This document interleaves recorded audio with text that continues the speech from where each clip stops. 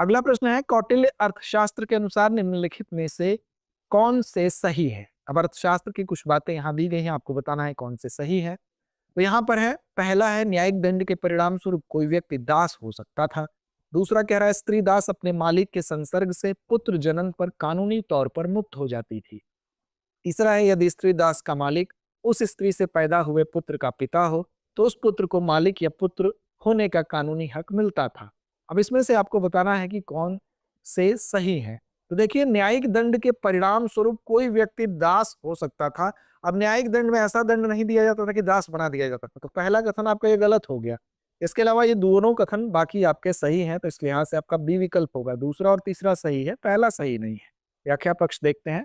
तो देखिए, अर्थशास्त्र में यह है बात कि एक आदमी जन्म से, स्वेच्छा से या खुद को बेचकर, युद्ध में कैद होकर या न्यायिक दंड के परिणाम स्वरूप गुलाम या दास नहीं हो सकता। इस लिहाज से आपका पहला कथन क्या हो गया?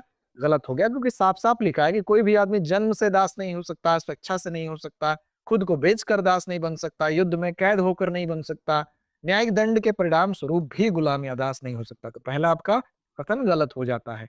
फिर कह रहा है, यदि एक दासी अपने स्वामी के बच्चे को जन्म देती है तो वह बंधन से मुक्ति की हकदार हो जाती है। साथ ही ऐसी गर्भवती दासी को गर्भावस्था की अवधि के दौरान उसकी देखभाल के लिए उचित व्यवस्था किए बिना बेचा या गिरवी नहीं रखा जा सकता है।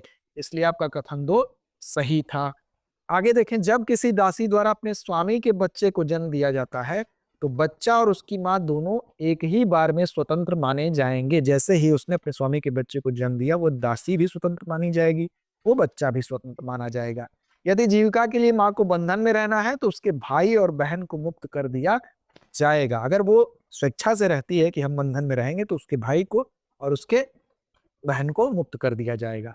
एक बार मुक्त होने के बाद किसी पुरुष या महिला गुलाम के जीवन को बेचने या गिरवी रखने पर यहाँ पर दंड की भी व्यवस्था है। 12 पनास के जुर्माने से दंडित किया जाएगा, सिवाय उन लोगों के जो खुद को गुलाम बनाते हैं। इसलिए कथन 3 भी आपका सही था।